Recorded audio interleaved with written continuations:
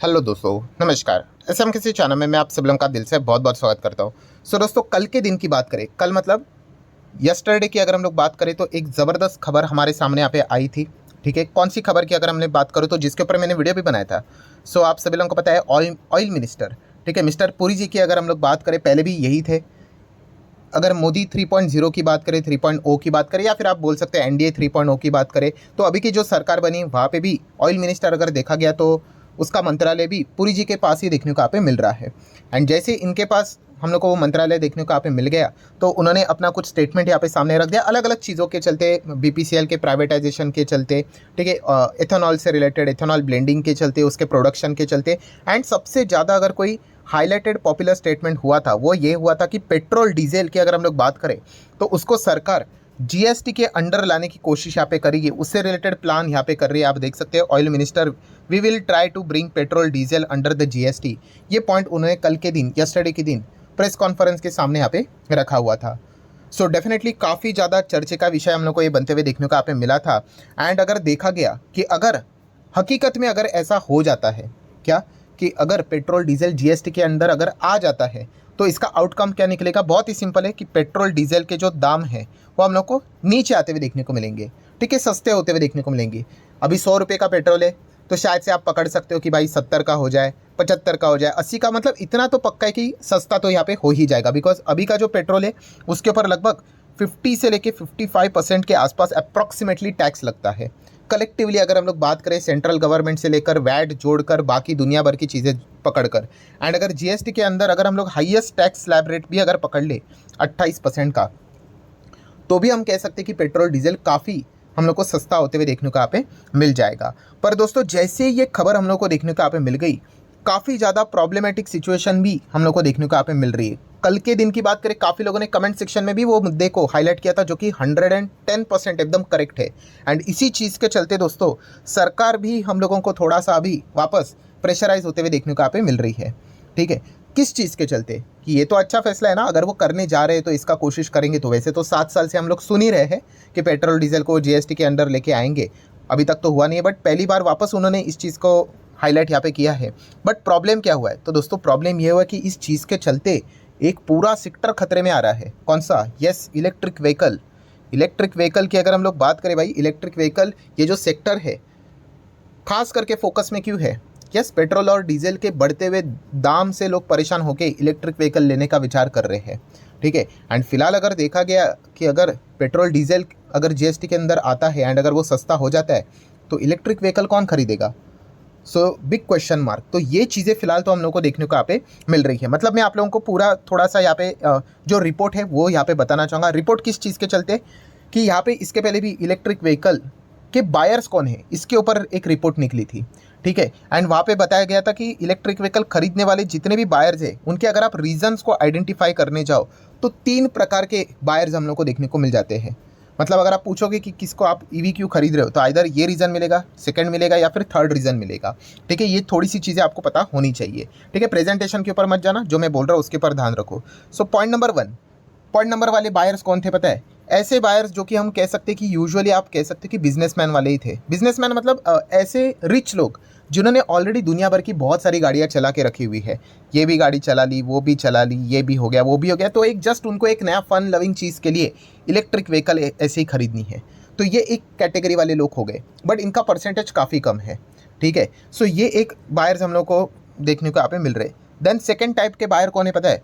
ये एनवायरनमेंट वाले, कि भाई इलेक्ट्रिक व्हीकल अगर देखा गया तो एनवायरनमेंट को कम डैमेज देता है as compare to the petrol diesel. ठीक है, फिलहाल देखा गया जिस प्रकार से एनर्जी बनाई जा रही है, ठीक है, उस हिसाब से इलेक्ट्रिक व्हीकल भी नुकसान ही कर रहा है, बट वो इनिशियल स्टेज है, बाद में उसको सोलार में कन्वर्ट करके यहाँ पे बातें करेंगे। बट उनका ये कहना है कि फिलहाल अगर देखा गया तो क्या देखने को मिल रहा है कि इलेक्ट्रिक व्हीकल एटलीस्ट क्या कर रहा है, कम डैमेज यहाँ पे कर रहा है रादर देन पेट्रोल डीजल। तो ये सेकंड कैटेगरी वाले बायर देखने को मिल रहे हैं, इनका भी परसेंटेज कंपैरेटिवली कम ही है।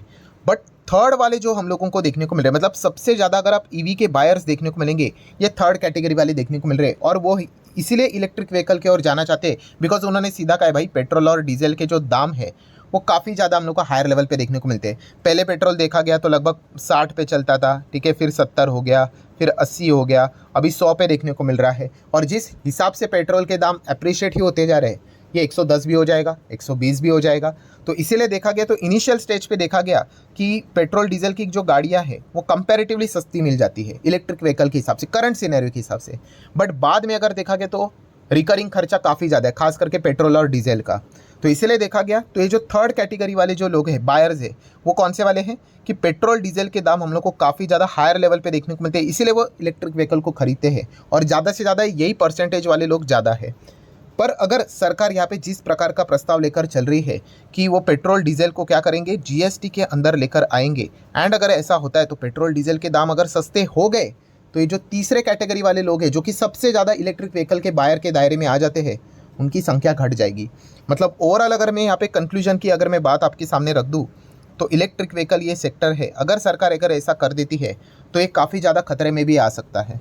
ठीक है, तो इस प्रकार की चीज़ें भी देखने को मिल रही है, इस प्रकार के पॉइंट्स भी सरकार के पास जाते हुए देखने को यहाँ पे मिल रहे हैं कि एक जगह पे आप इलेक्ट्रिक व्हीकल को प्रमोट कर रहे हो और दूसरे जगह पे आप पेट्रोल डीजल को जीएसटी के अंदर लाने की कोशिश कर रहे हो, जो कि बुरी बात नहीं है, डेफिनेटली अच्छी बात है। इससे ट्रांसपोर्टेशन भी सस्ता हो जाएगा, दुनिया भर की चीज़ें सस्ती हो जाएगी, इन्फ्लेशन और नीचे आएगा। बट ये जो एक सेक्टर है, कौन सा, इलेक्ट्रिक व्हीकल वाला जो हम लोग को सेक्टर देखने को मिल रहा है, इसके ऊपर एक बहुत बड़ी लटकती हुई तलवार लटकती हुई देखने को यहाँ पे मिल जाएंगी, क्योंकि मैक्सिमम बायर तो हम लोग को वही देखने को मिल रहे हैं। क्योंकि पॉइंट नंबर 1 वाले वैसे भी खरीद लेंगे, उनको जस्ट एक फन लविंग के लिए एक नया गाड़ी देखना था, इलेक्ट्रिक व्हीकल कैसा है। सेकंड वाले भी ठीक है, पर्यावरण के हिसाब से खरीदने वाले जो रहते हैं वो उनका भी परसेंटेज कमी है। बट तीसरा वाला जो कैटेगरी है, जो कि सबसे ज़्यादा हम लोग को हायर लेवल पे देखने को मिल जाते हैं, वो कम होते हुए देखने को मिलेंगे। सो ये एक प्रॉब्लम भी हम लोग को क्रिएट होते हुए देखने को यहाँ पे मिल चुकी है। सो ये एक देखने वाली बात ज़रूर रहेगी। प्लस अभी की अगर हम लोग सिनेरियो की अगर हम लोग बात करें, रिसेंट सिनेरियो में क्या देखने को मिल जाता है कि इलेक्ट्रिक व्हीकल के हम लोगों को जो दाम है वो ज़्यादा देखने को मिल रहा है as compare to the petrol diesel. ठीक है, बिकॉज अभी तक टेक्नोलॉजी इतनी इवॉल्व नहीं हुई है, बैटरी के दाम भी ज़्यादा रहते हैं, बट भविष्य में धीमे धीमे करके इलेक्ट्रिक व्हीकल के दाम हम लोग को कम होते हुए देखने को मिलेंगे। सो वो पेट्रोल डीजल से भी सस्ती होते हुए देखने को यहाँ पे मिल जाएंगी। सो डबल बेनिफिट यहाँ पे मिलेगा। बट ये जो सारा प्लान यहाँ पे चल रहा है वो धरा का धरा रह जाएगा अगर पेट्रोल डीजल को जीएसटी के अंदर डाला गया तो। क्योंकि अगर अल्टीमेटली क्या हो जाएगा, पेट्रोल डीजल सस्ता हो जाएगा एंड फिर लोग विचार ही क्यों करेंगे कि इलेक्ट्रिक व्हीकल क्यों खरीदे करके। सो ये एक दिक्कत हम लोग को देखने को यहाँ पे मिल रही है। हाँ, सरकार अगर इलेक्ट्रिक व्हीकल बायर्स को कोई और एक्स्ट्रा बेनिफिट देता है, जैसे कि अगर हम लोग बात करें आईटीआर में बीच में हम लोग को बेनिफिट मिलते हुए देखने को मिल रहा था टैक्स से रिलेटेड, कि आप आईटीआर फाइल करते हुए इलेक्ट्रिक व्हीकल अगर आपने खरीदी हुई है, ठीक है, उससे रिलेटेड लोन है तो उसका आप बेनिफिट आप लोगों को मिल जाता है। अगर ऐसी कुछ चीज़ें अगर सरकार की ओर से बार बार अगर चलती रहेगी तो डिफरेंट स्टोरी।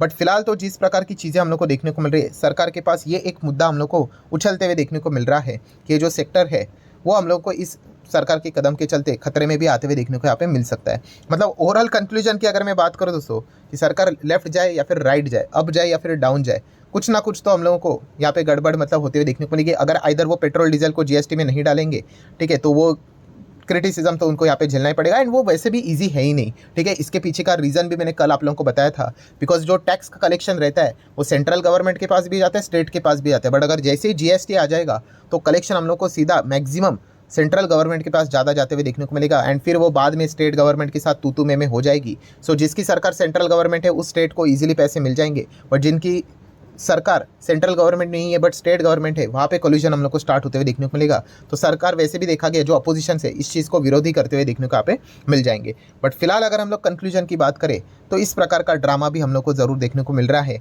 एंड सरकार की मुश्किलें बढ़ते हुए देखने को यहाँ पे मिल रही है। तो इसलिए मैंने कल के दिन भी आपको बताया था कि इतना आसान नहीं है जितना कि पुरी जी ने यहाँ पे बता दिया कि जीएसटी के दायरे में पेट्रोल डीजल को लाने की कोशिश करेंगे।